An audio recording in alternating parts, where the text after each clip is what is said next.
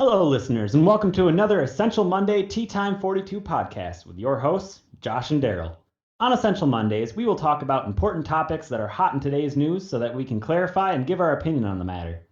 We don't claim to be experts on these topics, so you should know that what we say is only our opinion. But we do have time or take time to understand each week's topic so that our comments are at least somewhat educated. If you like what you hear, please consider subscribing to our podcast. If you have questions, concerns, or ideas, please leave a comment below and it will help us grow. We will read and respond to everybody. And with that, Josh, let's dive into this week's topic. This week's topic is something that I think affects everybody around the globe, whether it's you or it's someone that you love. This week we want to talk about addiction, what it is, what signs and symptoms there are related to addiction, how it works, and what you can be addicted to. So, I want to start off by saying this topic is a little bit personal to me. I have had problems with addiction at one point in my life. During college, I became addicted to alcohol. And I guess growing up, I never would have thought that something like that could happen to me. Um, but I found through kind of some investigation that I was using alcohol to treat an underlying issue, anxiety. I was using that to treat that problem. I got help, and I have since then recovered significantly from this addiction. And I want to spread information about addiction to our listeners so that people know that, first off, you're not alone and there are things you can do about addiction. Wow, Oh, sounds like a very important topic. I'm excited to kind of get into it. Um, yeah, but like you said, it's a very heavy yeah, topic, I would say. very heavy indeed. Um, so to kick off, let's talk about what addiction is. So addiction, really, it occurs in the brain based on the reward center in the brain or the reward function in the brain. And this is something that has a lot of good uses in life as well.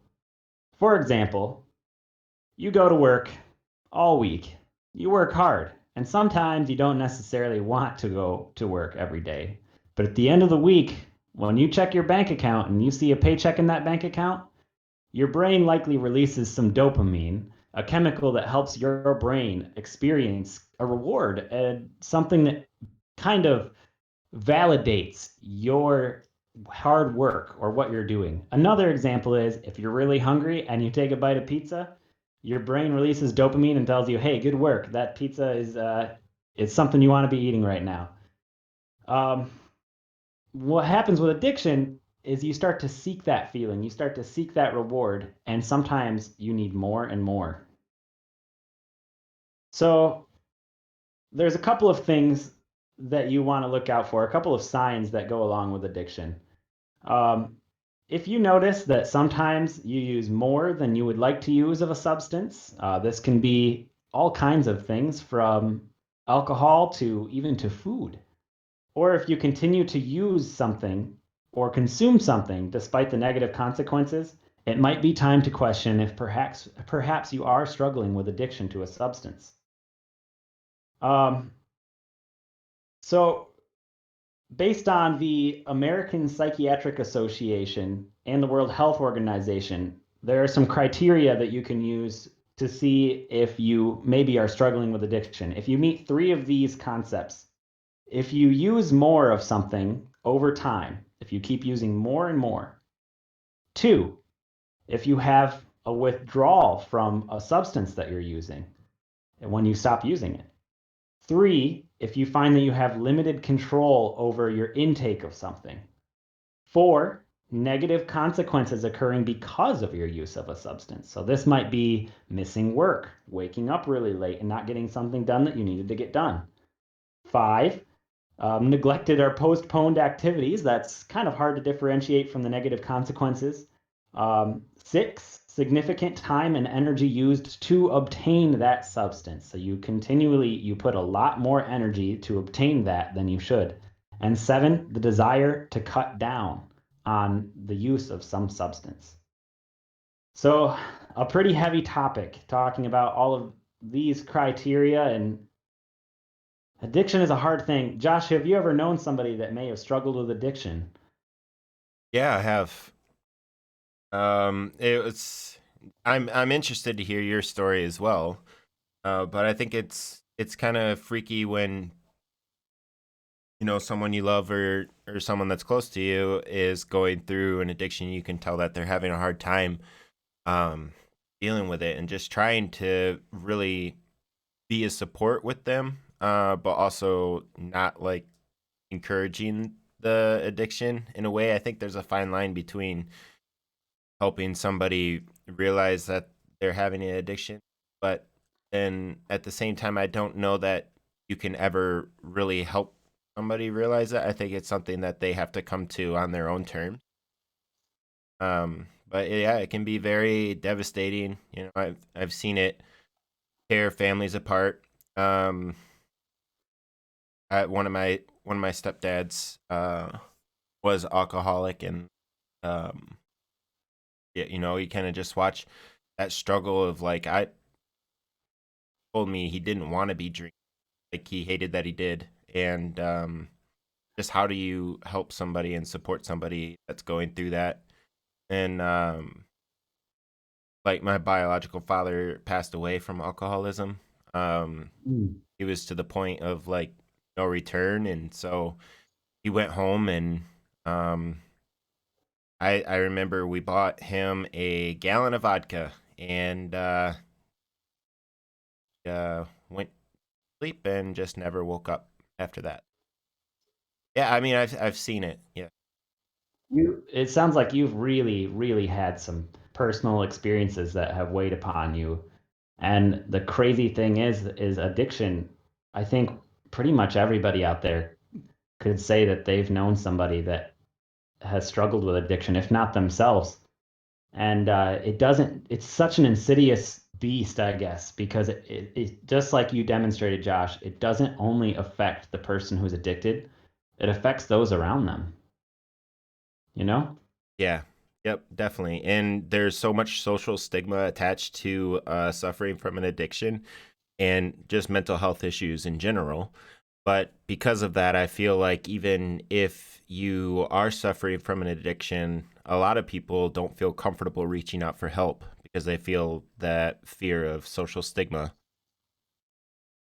It's very true. And unfortunately, some things you can be addicted to in life can be normalized by people around you. So, for example, when I was having trouble, I was drinking too much alcohol every day to try to cope with anxiety. That's not how I viewed it, though. I viewed it as this was the norm because people around me were also observing this behavior, and it affected me for years. And I actually didn't really think I had a problem. I just figured I was having a great time until people that were close to me and really cared about me started speaking up.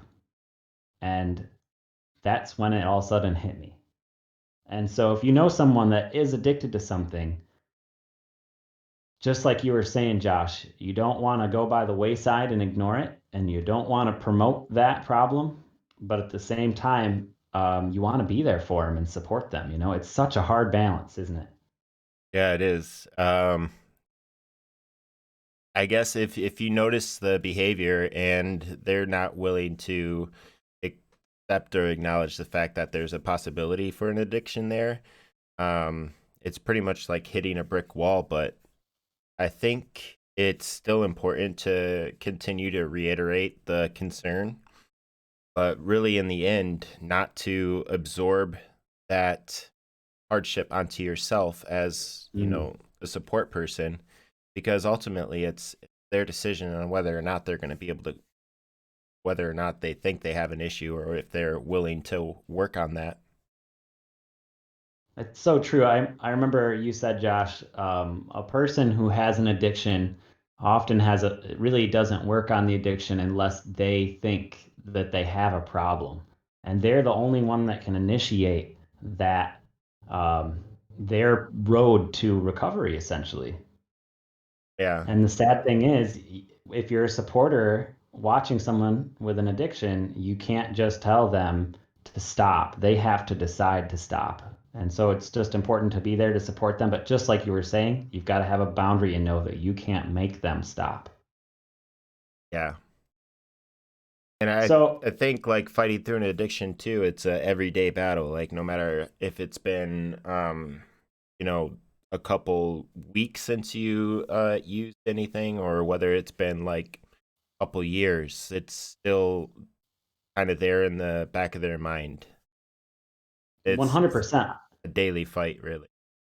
I'm glad you said that. I describe it like a roller coaster when I'm talking to people about um, my recovery from a slightly prolonged bout of alcoholism. And I've heard people say too that well, if you're an alcoholic, you're always an alcoholic. And I think what that means is that you need to constantly, even after you've improved your behavior, you need to just keep yourself in check. So I often need to watch what I'm drinking, how much I'm drinking. And fortunately, I've gotten to the point where I can have a beer without wanting to have 6 or 12 beers. But and that's the thing is when you're recovering from addiction, people need to know that it's a roller coaster. You're going to have great days where you're doing fantastic. You're even going to have great months where you're doing fantastic, and you might have a fallout where the roller coaster just drops. But you can't quit there. That's when you've got to pick yourself back up and get back on the wagon train or the roller coaster and and fight again to keep fighting that addiction. It's a lifelong thing. You're completely right. And the crazy thing is when we think of addiction, we think of drugs and alcohol being things you can get addicted to, right?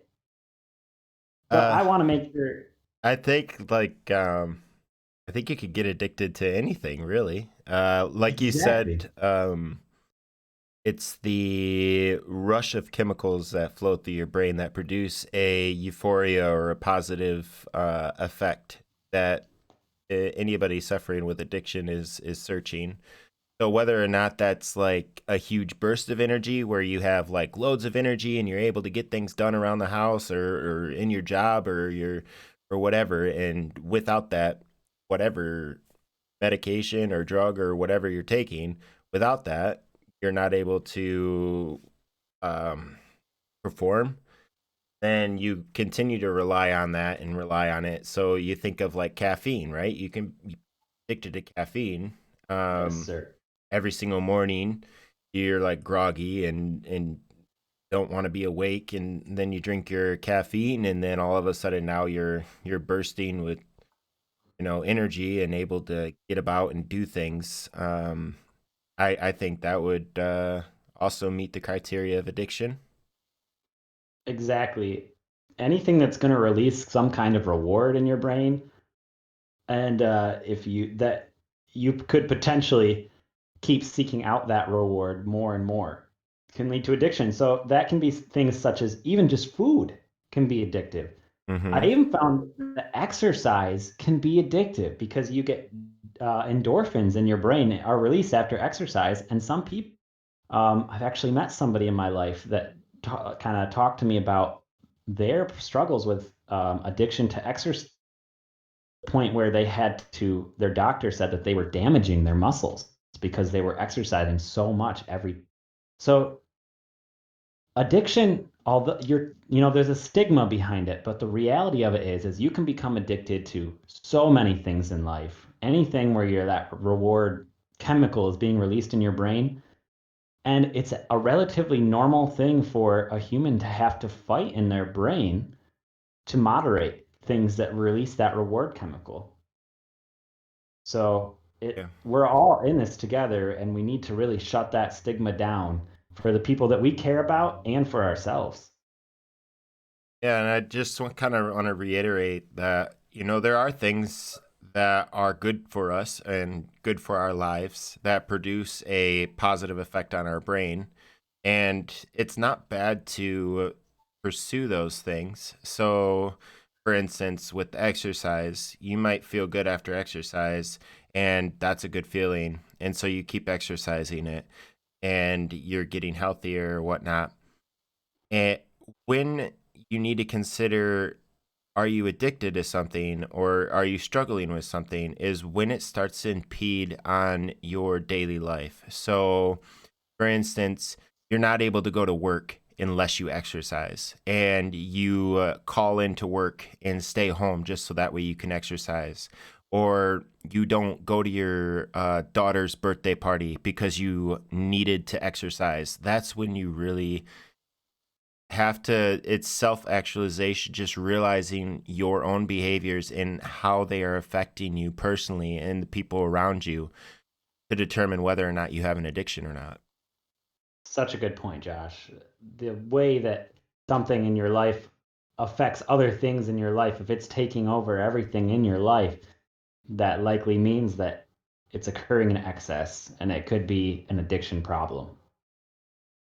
So, if anybody out there is struggling with addiction, there are some resources. You're not alone. There's counseling online, over the phone, and in person. So I even found there's a hotline, 1-800-662-HELP, provides resources and counseling for addiction problems in English and in Spanish. It's a free resource that you can use if you all of a sudden find that you might be struggling with an addiction and you want to seek some help. A lot of workplaces will have programs such as Encompass. Um, and there's even online search engines to help find counseling near you for addiction problems. And most of the time, you can find ways to seek this help for free.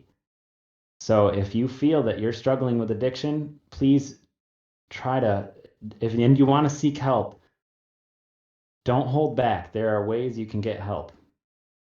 So, Yeah, that's huge.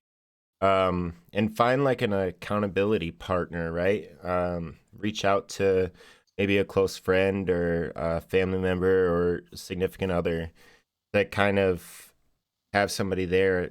I think like there's like right now it's a bit interesting because we're not able to do any social gathering, but there's community gatherings uh, around your community that people will congregate in and share their stories and lean on one another. yeah, there's a lot of resources out there. So you're never alone in your struggle. And if you're somebody that is caring for someone with an addiction or trying to help someone with an addiction, it could be that maybe a counselor could help you as well to help with that person that you're caring for, as well as to help yourself create healthy boundaries to keep your mental well-being safe while you help the other person. So, well, any other comments that you'd like to make on this topic at all, Josh? I think that the very heavy topic that, like you said, impacts most of us, if not ourselves, then somebody that we love or somebody that we know. So I think it's an important topic. Um, I just hope that if you do need help, you're reaching out to appropriate resources, which to be fair is not us, right? Um, Yeah. it like the hotline that you provided, or even going to doctor to find some sort of medical support, right? Mhm. Because addiction is a scary thing, but dealing with withdrawal by yourself sometimes can be life threatening, right? So making sure that you have the medical support that you need. Yeah. But alrighty, folks, thank you so much for listening to our podcast today on this Essential Monday. It means everything. Just if you could click the subscribe button so we can progress on YouTube, and turn notifications on if you want to be notified when we post a new topic, where we plan on posting every Monday and Friday.